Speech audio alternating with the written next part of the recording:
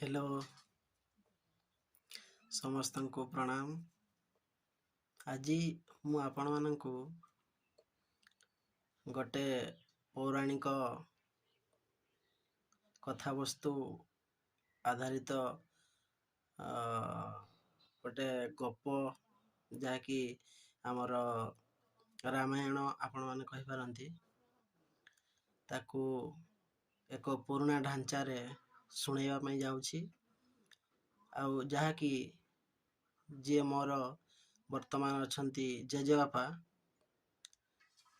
तांको बयस तांकर हेबो प्राय 80 वर्ष पाखापाखि एवं से पुराना कालर लोक जेहेतु तांको मतामत रे रामायण कथा वस्तु कौन आज आम आलोचना करिबा। यदि आपण मानकु वीडियोटी भल लागिबो ताहले गोटे लाइक शेयर एंड गोटे सब्सक्राइब करिया पई भूलिबेनी।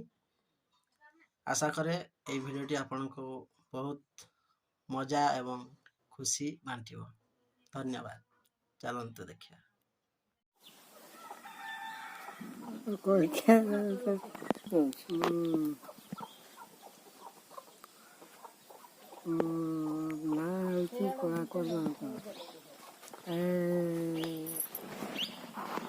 ରାବଣର କଥା ମୁଁ କହୁଛି ଯେ ରାବଣର ଝିଅ ଥିଲା ସେ ସୀତା। ଏର ସେ ବାକ୍ସରେ ପୁରେଇ କରି ସମୁଦ୍ରରେ ପକେଇଦେଲା ସେ ତ ଭାସି ଭାସି ଗଲା একবারে ସେଇ ବାଲି ରଜାଠେ। ବାଲି ରଜା ମାନେ ବାଲି କୁଡ଼ରେ ସିଏ ପକେଇଦେଲା ଆଉ ତ ସେ କୁଢ଼ ହଳ କରି କରି କରି କରି କରି ବାକ୍ସ ଖେଟ୍ କରୁଛି ଯେତେବାର କରୁଛି ଖେଟ୍ କରୁଛି ଏବେ ତ ପୁରା ଦୁଇଟା ଖେଟ୍ କରୁଛି ଉଠେଇଲା ସେ ବାକ୍ସକୁ ଉଠେଇ ଦେଖୁଛି ଛୁଆ ଖାଲି ସୁନ୍ଦର ଭାବରେ ଅଛି। ଏବେ ଆରେ ଏଇ ଛୁଆଟା ଏତେ ସୁନ୍ଦର ଏମିତି ଆଉ ତାକୁ ଯାଉ ମୁଇଁ ନେଇକରି ପୋଷିଲି। ଏବେ ସେ କୁଢ଼ ନେଇକରି ପୋଷିଲା ପୋଷି କଷି ବଡ଼ କରିଲା। ବଡ଼ ଯେତେବେଳେ ହେଲା ଆଉ କହିଲା ଏଇନାକେ ଚାରିପଟେ ମୁଁ ଆଉ ଇଏ କରିଦେବି ଯେ ଆଉ ବଡ଼ ଆପେ ଲାଗିନି। ଏଠୁ ସିଏ ସେଇ ଟାଇପ୍ରେ କରିଦେଲା ଏଠୁ ଏବାরে ସେ ଭଗବାନ ଏଇ ରାମ ସିଏ ଭେଟେଇଲା ଚାରିପଟ ଲୋକ ଆସି ଆସି ସେଠି ସମର କରିତେ ଆଉ ଲାଗିନି କେହି ପାରିନି କିଏ ଶିବ ଧନକୁ ଉଠେଇତେ କେହି ପାରିନି। ଏ ଧାରା ଧାରି ଲୋକ ଦୁନିଆଟା ଲୋକ କେହି ପାରିନି।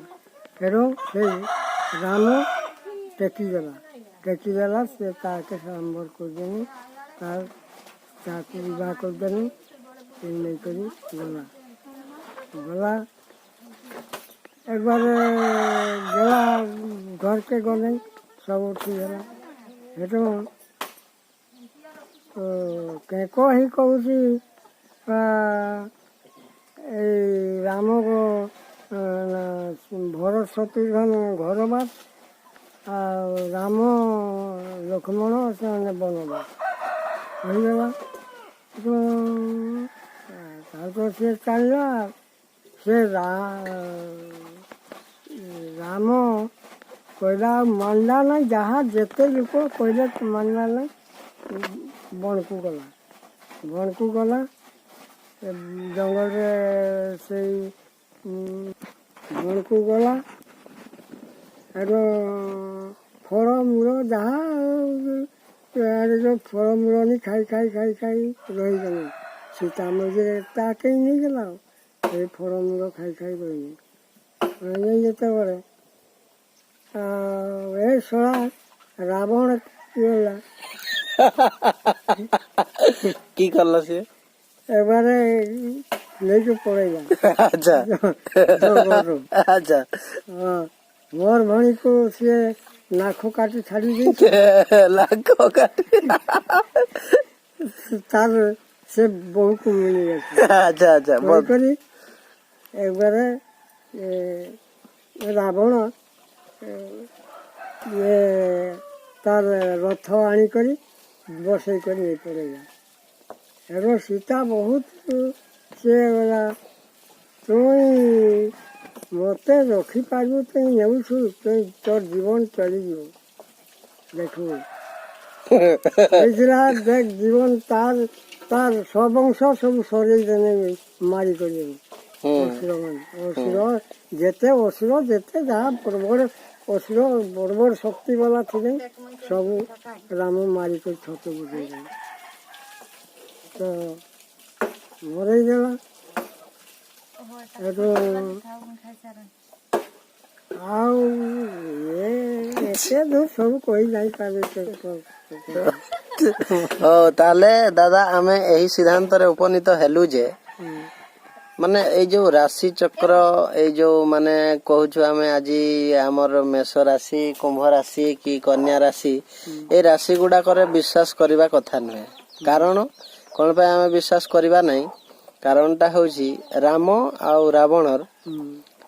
ଆଉ ରାବଣର ରାଶି ଗୋଟେ ହିଁ ଥିଲା।